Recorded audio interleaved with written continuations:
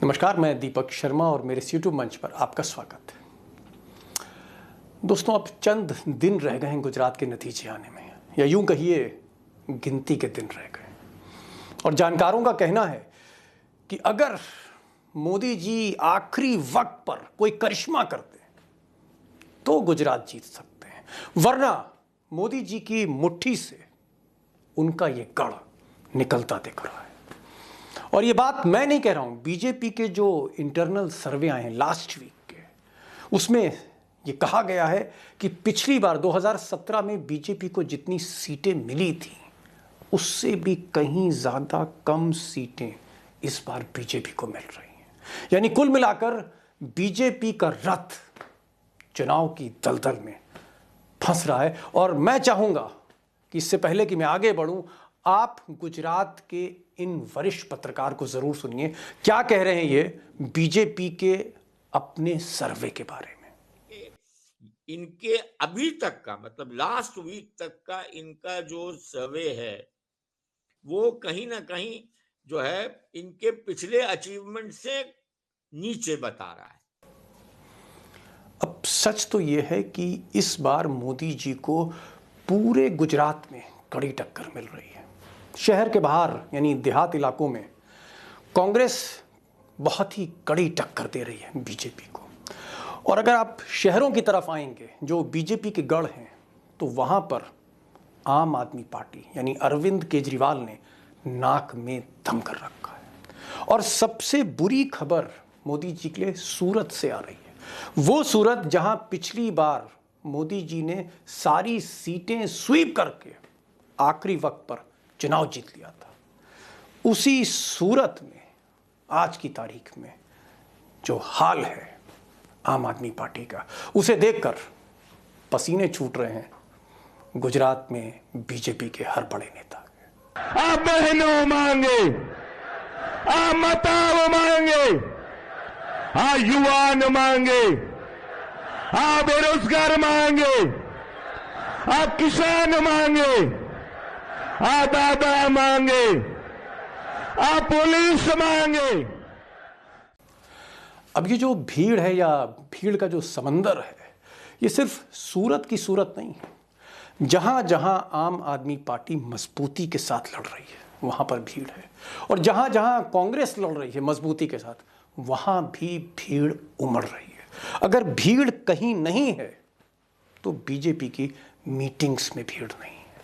अब सवाल यह है कि अगर एक तरफ आप गोदी मीडिया चैनल्स देखते हैं और उनके सर्वेज देखते हैं, जिस तरह से वो बीजेपी को थोक के भाव सीटें दे रहे हैं, उससे कंफ्यूजन क्रिएट हो रहा है कि बीजेपी 130 या 140 पे जा रही है या बीजेपी 100 से कम आ रही है, क्या हंग असेंबली हो रही है। ये जो कंफ्यूजन है वो सिर्फ मेरे जहन में या जानकारों के जहन में नहीं है, आपको भी कहीं ना कहीं लग रहा है, वोटर को भी कहीं ना कहीं लग रहा है। और इसी कंफ्यूजन से जो ये मैं कह सकता हूं कि जो असमंजस की जो स्थिति है, उसे धुंध हटाने के लिए दो बड़े धुरंधर गुजरात को जो समझते हैं, आर.के. मिश्रा 50 साल का एक्सपीरियंस और अशोक वानखेड़े अभी गुजरात से लौटे हैं और तकरीबन 35-40 साल का एक्सपीरियंस है। दोनों ही बेखौफ बोलते हैं, राजनीति को समझते हैं, और ये दोनों आज बहुत कुछ बताने जा रहे हैं। कहीं ना कहीं जो सस्पेंस है हमारे आपके जहन में, मन में, उसको दूर करने की कोशिश करेंगे कि आखिर गुजरात में होने क्या जा रहा है। क्यों आपको यह बताना पड़ रहा है गुजरात की जनता को कि आम आदमी पार्टी नहीं है, ये सीधा कांग्रेस का और हमारा मुकाबला है।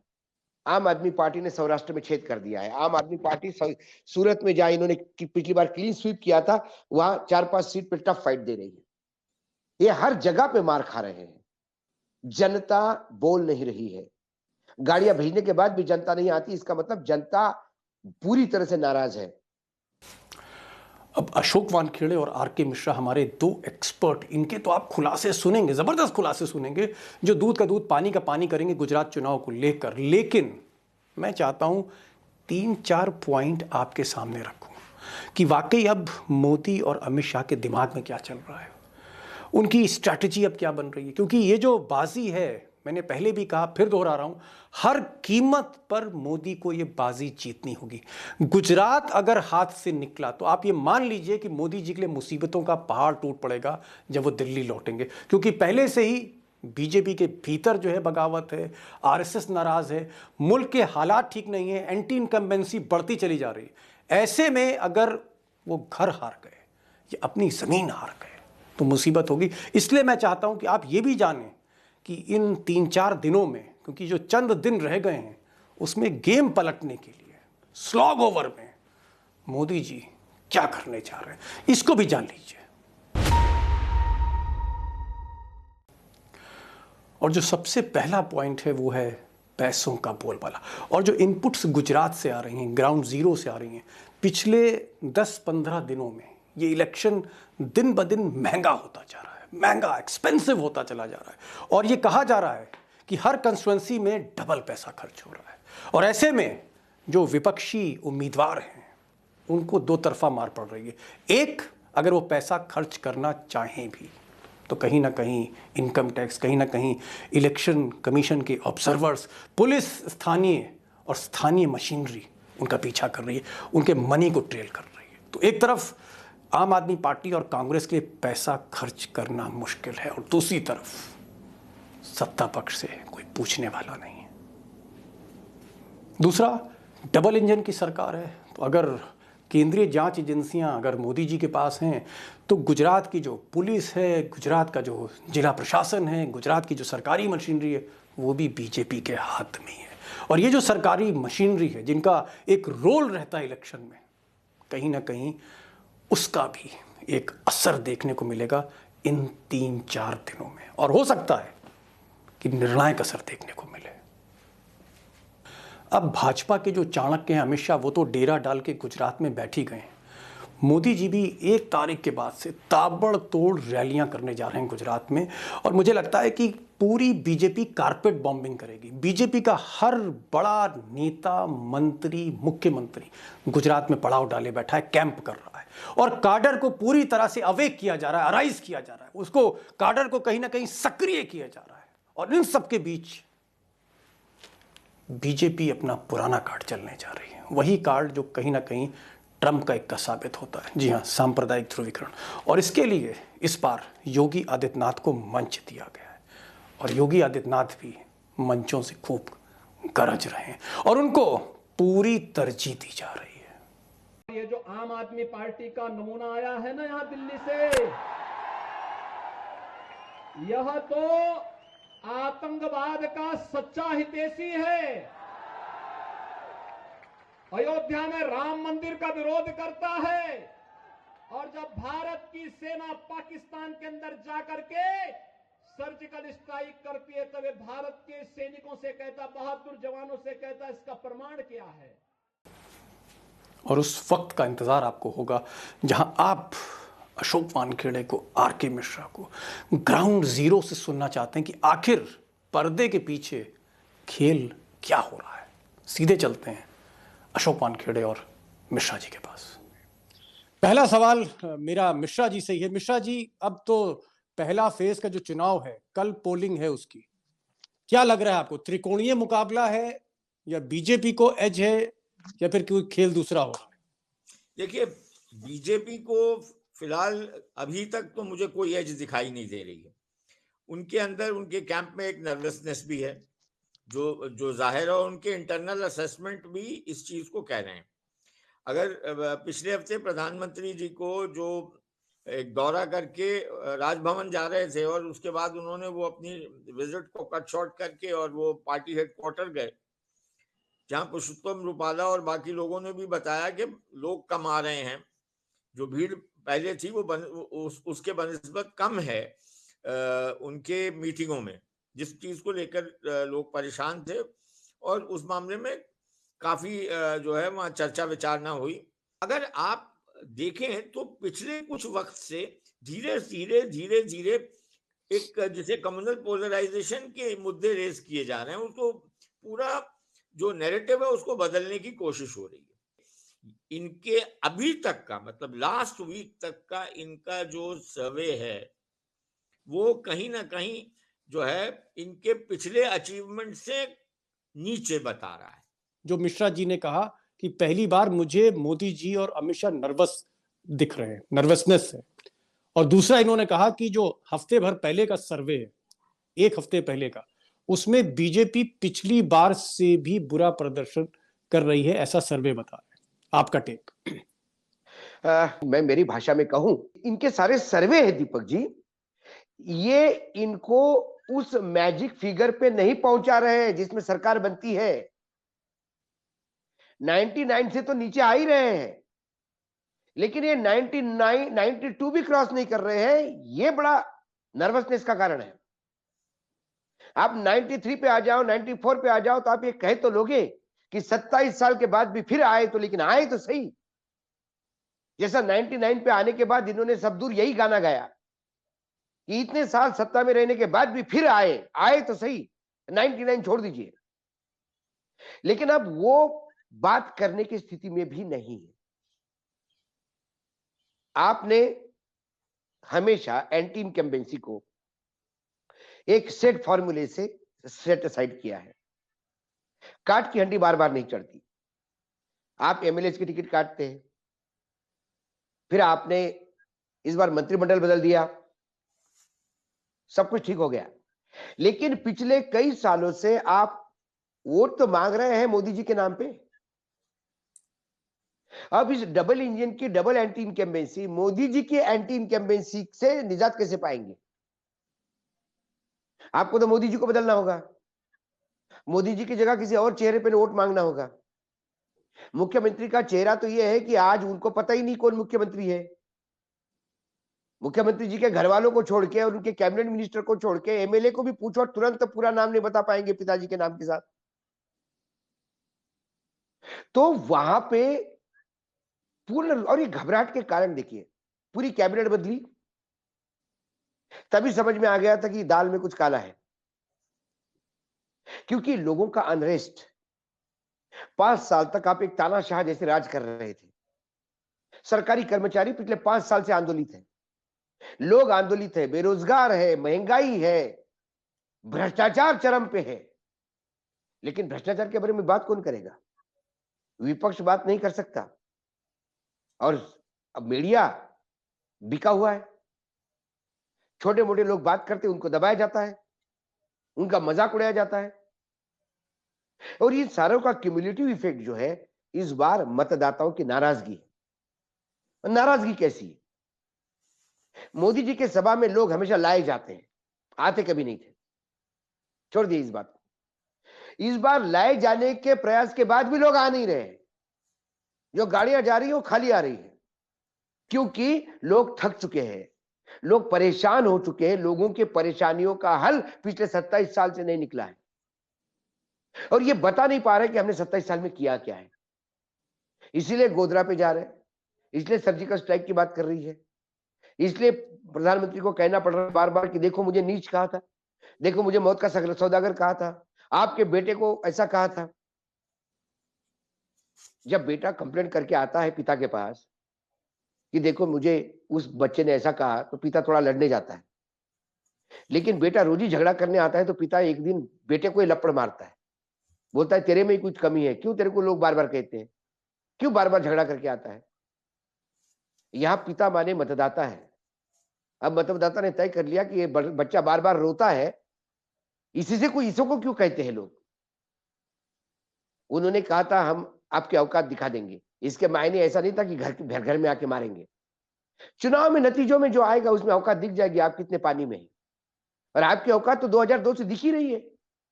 आप लगातार सीट खोते जा रहे हैं। पिछली बार तो 2 आंकड़ों में आ गए हैं, 3 का आंकड़ा तक पार नहीं कर पाया 100 का। यह औकात है आपकी, क्योंकि राजनीतिक पार्टी और नेता की औकात उसको मिलने वाले समर्थन से होती है। अब खड़गे ने रावण किसको कहा? खड़गे का वक्तव्य देखोगे तो आप हंसोगे दीपक जी। खड़गे ने कहा कि कारपोरेशन के चुनाव में मेरा चेहरा, जिला परिषद के चुनाव में मेरा चेहरा, पंचायत के चुनाव में मेरा चेहरा, ग्राम पंचायत के चुनाव में मेरा चेहरा देखो, एमएलए के चुनाव में मेरा चेहरा देखो, एमपी के चुनाव में मेरा चेहरा देखो। अरे भाई कितने चेहरे हैं आप? रावण के तो 10 थे, आपके कितने हैं? मेरे को तो कुछ समझ में नहीं आ रहा, कोई समझाए। उन्होंने ये नहीं कहा था कि आप रावण हैं, उन्होंने कहा था कि रावण के तो 10 ही थे, आपके तो उससे भी ज्यादा है। तुरंत बीजेपी के प्रवक्ता ने कहा कि आपने रावण कहा, आपने रावण कहा। मतलब जो सवाल उठाया था खड़गे ने, उसका जवाब बीजेपी ने दे दिया कि हाँ सही कहा आपने, रावण है ये। अब रावण रावण हो रहा है। सवाल है आप किस लेवल पे जाके, किस घटिया स्तर पे कैंपेन लेके जा रहे हो, क्योंकि ये हताशा की स्थिति में ऐसा होता है। और हताशा किस बात की कि आप जीत नहीं रहे हैं। हताशा इस बात की कि आपको यह बताना पड़ रहा है कि आम आदमी पार्टी कुछ भी नहीं। अरे अमित शाह जी को आम आदमी पार्टी की कोई औकात ही नहीं दिखती तो बोलने की जरूरत क्या है? क्यों आपको यह बताना पड़ रहा है गुजरात की जनता को कि आम आदमी पार्टी नहीं है, ये सीधा कांग्रेस का और हमारा मुकाबला है? आम आदमी पार्टी ने सौराष्ट्र में छेद कर दिया है। आम आदमी पार्टी सूरत में जहां इन्होंने पिछली बार क्लीन स्वीप किया था, वहां 4-5 सीट पे टफ फाइट दे रही है। ये हर जगह पे मार खा रहे हैं। जनता बोल नहीं रही है। इसका मतलब जनता समर्थन कर रही है ऐसा नहीं है। यदि समर्थन कर रही होती तो जनता स्वयंभू रास्ते के दोनों तरफ से हाथ हिलाते हुए स्वागत करती। गाड़ियां भेजने के बाद भी जनता नहीं आती, इसका मतलब जनता पूरी तरह से नाराज है। और अपनी नाराजगी का प्रदर्शन यदि उन्होंने कल और 5 तारीख के दिन कर दिया तो वहां मुझे त्रिशंकु की स्थिति दिखाई देती है। जी बाबू, मैं आऊंगा इस यदि त्रिशंकु पर आऊंगा। यदि 80 के आसपास बीजेपी आती है और 10-12 सीटें यदि आम आदमी पार्टी ले जाती है जी, तो फिर हो सकता है 6 महीने के बाद फिर से गुजरात को चुनाव देखना पड़े। मुझे ये जो आम आदमी पार्टी की भीड़ है बिल्कुल समझ में नहीं आ रही है। मेरा माइंड कहीं ना कहीं कंफ्यूज हो रहा है कि इलेक्शन में क्या होने जा रहा है। और कभी कभी ऐसा लगता है कि बीजेपी के लिए एक बहुत बड़ी मुसीबत बन गई है शहरों में, चाहे वो सूरत हो या और बाकी शहर हो। आपको क्या लग रहा है मिश्रा जी कि क्या आम आदमी पार्टी बड़े स्तर पर शहरों में बीजेपी की वोट में सेंध लगाने जा रही है?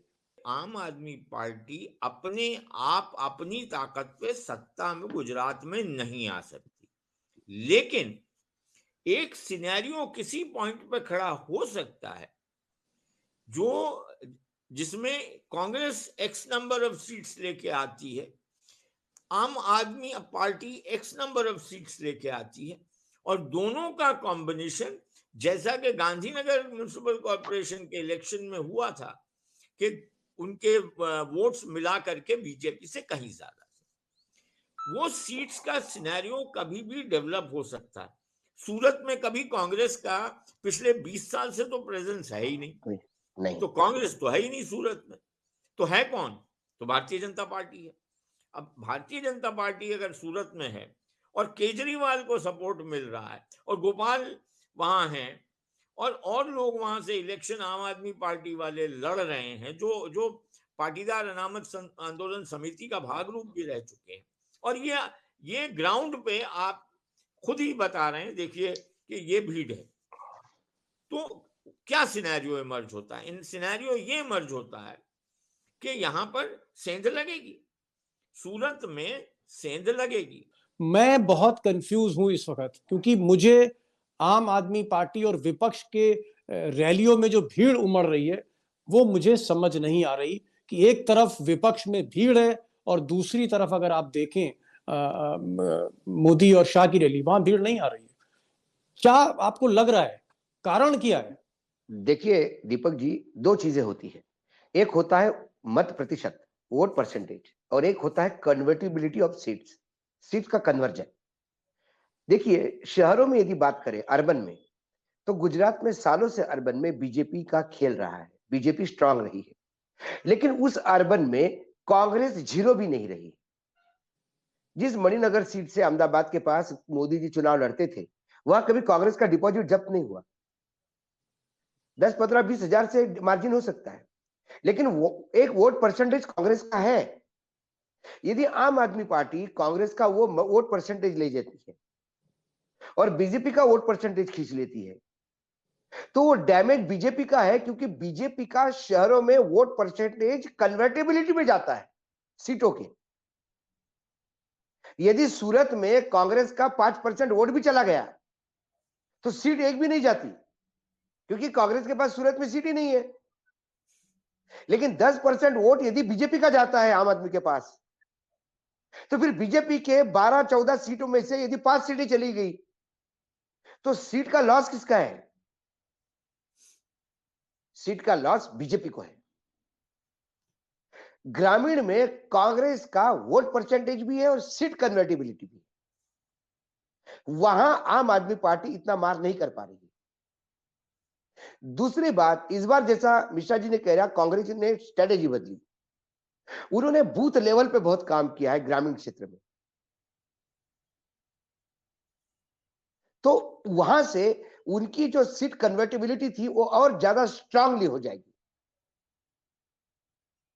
सौराष्ट्र और कच्छ मिलकर 56 सीटें हैं टोटल। वहां पे बीजेपी के लिए बहुत डिफिकल्ट टर्फ हो गया है। शहरों में आम आदमी पार्टी खेल रही है, ग्रामीण में कांग्रेस ठोक रही है। आप जाओगे कहां? आप सेंट्रल गुजरात में आते हो, आप साउथ गुजरात में आते हो, आप ट्राइबल एरिया में भरोसे जाते हो। ट्राइबल का खेल अभी आर के मिश्रा जी ने बता दिया। सेंट्रल और साउथ गुजरात में लोग जो नाराज है उसका क्या? आपके वोटर नाराज है आपसे। वो नाराजगी कांग्रेस का जो ट्रेडिशनल वोट है, यदि वो साथ में चला गया तो कांग्रेस गेन करती है। इसीलिए इनके इंटरनल सर्वे उनको वो जीतने के मैजिक फिगर पे नहीं पहुंचा पा रहा है, 92 पे। मैं ये कह रहा हूं कि अगर बाजी हाथ से निकल रही है मोदी जी के हाथ से या अमित शाह के हाथ से, तो फिर ये गुजरात लॉबी खेल क्या करेगी? ये जो मोदी और शाह हैं, ये जो चाणक्य, क्योंकि इनको तो हर कीमत पर गुजरात जीतना है, नहीं जीते तो दिल्ली भी इनका जो है कहीं ना कहीं फंस जाएगा। तो मैं ये आपसे पूछना चाह रहा हूं कि अब ये खेल क्या करेंगे? क्या खेल क्या कांड होगा? क्या होगा? क्या बूथ लूटे जाएंगे? क्या बूथ पे हमले होंगे? 1 तारीख का चुनाव शांतिपूर्ण होगा? नहीं होगा तो फिर लोकल इंटेलिजेंस क्या कर रही है? इलेक्शन कमीशन क्या कर रहा है? सर्वोच्च न्यायालय भी पूछ रहा है इलेक्शन कमीशन में आगे नियुक्तियां कैसी हो रही है? आपने इतना बड़ा भ्रष्टाचारी कहा सिसोदिया जी को, एफआईआर अब में एक नाम चीज ही मैं नहीं आपसे दर्ज पूछना उसका। चाह रहा एक चीज और पूछना चाह रहा हूं, फिर मिश्रा जी के पास जाऊंगा। कल 1 तारीख है और कल वोटिंग है पहली। 2 फेज में चुनाव होने हैं गुजरात के। अगर कल के पोल में जो सीक्रेट एग्जिट पोल आता है, जो जाहिर तौर पे सार्वजनिक नहीं किया जाता, उस एग्जिट पोल में, उस सर्वे में अमित शाह को और मोदी जी को ये तो पता लग जाएगा कि वो इस 89 सीट में पहले फेज में कितनी सीट जीत रहे हैं। यानी पिक्चर का ट्रेलर उनको कल पता लग जाएगा शाम 5-6 बजे तक। आपको क्या लगता है कि उसके बाद जो आखिरी 3 दिन है, ये कयामत के दिन होने वाले हैं, कयामत की रात लेके आ रहे हैं गुजरात में? और मोदी ये जी के लिए कया तो वाकई कयामत की रात है फिर उसके बाद। ये कयामत की रात होगी। आने वाले 3 दिन बहुत भयावह होंगे। मैं प्रार्थना करता हूं, मैं भगवान में विश्वास रखता हूं, मैं भगवान से प्रार्थना करता हूं कि गुजरात की चुनाव शांतिपूर्ण रूप से निकल जाए। क्योंकि यदि घमासान होता है, यदि हत्याएं होती है, यदि हिंसा होती है, तो उसमें जो भी जाएगा, किसी भी पॉलिटिकल पार्टी का हो, जाएगा मेरा हिंदुस्तानी। क्योंकि गुजरात हिंदुस्तान का एक अविभाज्य अंग है। वो मेरे प्रदेश की नाक है, मेरे देश की नाक है। हर गुजराती मेरा भाई है। मैं चाहता हूं शांति रूप से हो जाए, क्योंकि कहीं ना कहीं फिर इलेक्शन काउंटरमैंड करने का भी प्रयास होगा। यदि वो है ना, खाने नहीं दूंगा और खाऊंगा नहीं, थाली ढोल दूंगा, यदि ये प्रयास हुआ या फिर हंग आती है, तो फिर नई सरकार नहीं बनने दी जाएगी। कहीं कुछ दिन राष्ट्रपति शासन होगा, फिर से चुनाव होने का प्रयास करेंगे। इतने जल्दी ये इजीली छोड़ेंगे नहीं। क्या आपको लगता है कि अभी भी मोदी जी इस मुकाबले को जीत सकते हैं? जब 8 तारीख को मशीन खुलेगी तो क्या मोदी जी जीत सकते हैं गुजरात को? क्योंकि गुजरात में बहुत स्टेक्स हैं उनके। आपको क्या लगता है? अभी आज की तारीख में BJP is on the back foot. अब आगे में लास्ट देखिए, फर्स्ट फेज के खत्म होने के बाद इनका रिव्यू होगा, जिसकी तैयारी मुझे अभी दिख रही है। और वो दिख रही है जिस तरीके के ये बुलडोजर या ये कम्युनल क्लीविंग और जिस तरफ की तरफ मोड़ा जा रहा है। हमेशा इलेक्शन से कुछ दिन पहले, वोटिंग के कुछ दिन पहले कुछ ना कुछ कांड होता है। कुछ ना कुछ होता है। नाउ वो अभी तक तो दिखा नहीं है, अभी तो छोट मोट चल रहा है। लेकिन अभी जो फैक्टर सामने है, 3, BJP is on the back foot. Number 2, Congress silently अपने रूरल एरियाज, अपने गढ़ को संभालने की कोशिश में लगी है। अपनी एनर्जी अर्बन एरियाज और बीजेपी के स्ट्रॉन्ग होल्ड्स पे वेस्ट बिल्कुल अपनी एनर्जी नहीं कर रही है। ये प्रोसेस इन्होंने आम आदमी पार्टी पे छोड़ दिया है, जो इसमें बैटर कर रही है और नए नए चीजें कह रही कि हम ये करेंगे, हम ये करेंगे, हम ये करेंगे। केजरीवाल पे छोड़ दिया है, पर्सनालिटी वॉर दोनों लड़कों का कि तुम लड़ो और तय करो। ये आ जाता है दीपक जी आपकी पुरानी थ्योरी पे, कि कहीं ना कहीं एज ऑफ नाउ ये मुझे दिख रहा है, इलेक्शन के रिजल्ट साबित करेंगे, कहीं ना कहीं अनसेड अनस्टेटेड अंडरस्टैंडिंग लग रही है मुझे आम आदमी पार्टी और कांग्रेस में। हाँ, क्या आपको लग रहा है कि इस तरह की चीजें आपको दिख रही हैं गुजरात में? नहीं, कुछ कुछ जगह पे रूरल में, सौराष्ट्र में आम आदमी पार्टी ने कांग्रेस को भी परेशान करके रखा है। यदि द्वारका सीट की बात मैं करूं तो द्वारका में कांग्रेस वर्सेस आम आदमी पार्टी दिखाई देती है। वहां बीजेपी, जामनगर और द्वारका, ये दोनों जगह मुझे बीजेपी बिल्कुल पीछे बैकफुट पे, क्लियर कट फाइट बिटवीन आम आदमी पार्टी और कांग्रेस में है। लेकिन आम आदमी पार्टी को ये पता है कि उसका वोटर कौन है। आम आदमी पार्टी को सूरत में जिस हिसाब से म्यूनिसिपल कॉर्पोरेशन में मतदान मिला था, और वो इसलिए मिला था कि वो पटेल आंदोलन के ही लोग थे, जो कांग्रेस में जिनको सीटें नहीं मिली वो इनके पास गए सिंबल लेने। तो वहां पर जो घमासान मचा और आम आदमी पार्टी को सीटें मिली, इसलिए उनका बल आ गया। उसके बाद शहरी मतदाता और खासकर गवर्नमेंट एम्प्लॉइज, इनके बीच में, मध्यम वर्गीय के बीच में आम आदमी पार्टी की एक इमेज है। युवाओं के बीच में उनको लगता है कि ये जो झाड़ू है ये कुछ कर दिखाएगा। ग्रामीण क्षेत्र जो डीएनए है कांग्रेस का, वो आज भी कांग्रेस के साथ है। तो कांग्रेस को ये पता है कि उन्होंने इतने साल प्रयास किया, लेकिन सूरत से लेके तमाम जो अहमदाबाद है, सूरत है, या कभी वो छेद नहीं कर पाए। बड़ौदा है, बड़ौदा में एक आध सीट की तो की। तो इन तमाम जगह पे ये, अब मुझे लगता है कि जो मेजर बैटल ग्राउंड है, वो मिश्रा जी भी इसमें देखेंगे, वो होगा ट्राइबल बेल्ट। ट्राइबल बेल्ट में, क्योंकि पिछले 3-4 साल से बीजेपी बहुत ज्यादा ताकत से पैसे, मैंने मेहनत कर रही थी, पैसा भी लगा रही थी, और वहां के युवकों को लुभा रही थी, नौकरियां बहुत दी गई गुजरात में ट्राइबल्स को। ये तमाम फैक्टर में गुजरात में वो ट्राइबल वहां जाने को प्रयास कर रहा है। लेकिन ट्राइबल की अपनी एक पार्टी है जिसका आश्रय उन्होंने बताया। आम आदमी पार्टी ट्राइबल में कुछ नहीं कर पा रही, कांग्रेस का वो गढ़ था। और कुल मिला के मैंने इसलिए कहा कि ये त्रिशंकु की तरफ भी जाए तो कोई आश्चर्य नहीं होगा। बीजेपी को गेनिंग कहीं से नहीं दिख रही है, बीजेपी को लगातार अपनी सीटें छूटती हुई दिखाई दे रही है। कांग्रेस को भले ही गेन नहीं हो, लेकिन कांग्रेस स्टेटस को मेंटेन कर सकती है। बचा हुआ जो बीजेपी का लॉस होगा वो आम आदमी पार्टी का गेन होगा। खासकर सूरत जैसी जगह पे, या कोई कह रहा था कि 5 जगह पे इतनी स्ट्रांग फाइट है, यदि 5 सीटें निकल आए सूरत में तो कोई आश्चर्य नहीं होगा। लेकिन एट द सेम टाइम आम आदमी पार्टी 10 का आंकड़ा क्रॉस करेगी, डबल फिगर में जाएगी, इसके बारे में भी डाउट व्यक्त करते हैं जो वहां के जो अच्छे जो पत्रकार है या जो लोग घूम रहे हैं, जो मैं भी जो घूम के आया हूं। तो कुल मिलाकर कई जगह डैमेज करेगी बीजेपी को, कई जगह फायदा होगा कांग्रेस का। तो बीजेपी का फायदा आम आदमी की वजह से कहीं होता हुआ दिखाई नहीं दे रहा, बीजेपी का फायदा कांग्रेस की वजह से होता हुआ दिखाई नहीं दे रहा। बीजेपी बैकफुट पे है, कांग्रेस स्टेटस को मेंटेन करे तो भी बढ़िया, गेन करे तो बहुत अच्छा, और आम आदमी पार्टी खाता खोलने जा रहा है। अशोक जी और दीपक जी, एक इंटरेस्टिंग एस्पेक्ट आपको बताऊं कि पुलिस वालों के वोट इस बार आम आदमी पार्टी को जा रहे हैं। हाँ, लार्ज मैंने कहा नंबर ना, ऑफ वोट्स बाय पुलिसमैन, सरकारी कर्मचारी, बिल्कुल गवर्नमेंट एम्प्लॉइज, ये हमेशा एक वीक पॉइंट, मतलब एक बहुत स्ट्रांग पॉइंट रहा है आम आदमी पार्टी का। क्या अहमदाबाद में, क्या मिश्रा जी अहमदाबाद में भी आम आदमी पार्टी, क्योंकि वहां 20 सीटें हैं अहमदाबाद में, और अगर गांधीनगर मिला लें तो 20-25 सीटें, 2 दर्जन सीटें हो जाती हैं, तो क्या वहां आम आदमी पार्टी दिख रही है सूरत की तरह, या वहां अभी भी मोदी जी का होल्ड है? देखिए, अगर सीट ले पाए वो अलग बात है, लेकिन डैमेज तो कर रही है अहमदाबाद और गांधीनगर में। हाँ, बिल्कुल अहमदाबाद में करेगी।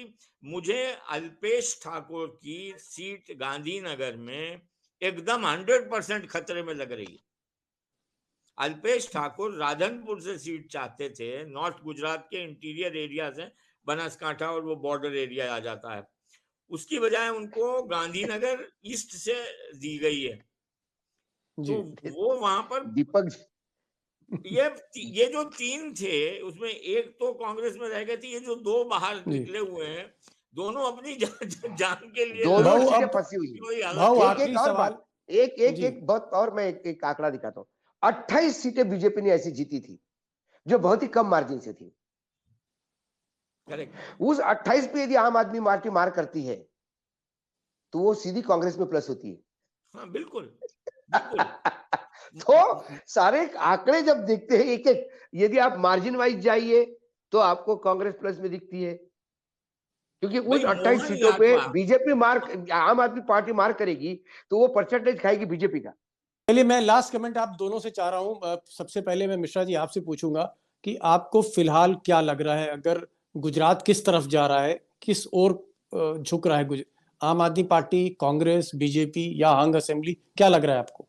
हंग असेंबली की बात मैं नहीं करूंगा अभी, लेकिन मेरा ये मानना है, मेरा ये बड़ा क्लियर मानना है कि अगर आम आदमी पार्टी 10 सीट को क्रॉस कर लेती है, 10 सीट को क्रॉस कर लेती है, तो कांग्रेस के साथ कहीं ना कहीं एक स्थिति पैदा हो जाएगी जिसमें कि कोई किस्म की अंडरस्टैंडिंग की बात सोची जा सकती है, अगर ये होता है तो।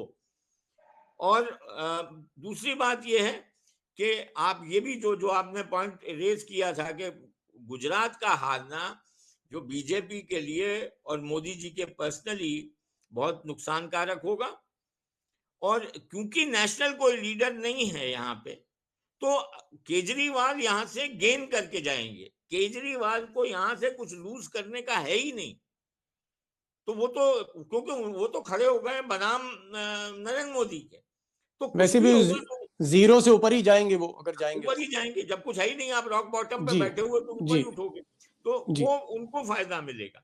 और अभी जो है पेज, बीजेपी का पेज फंसा हुआ है। जी। भाऊ, आपका लास्ट कमेंट कि गुजरात में क्या होने जा रहा है, 8 तारीख को जब मशीनें खुलेंगी तो हमें क्या पता लगेगा, देश को क्या पता लगेगा?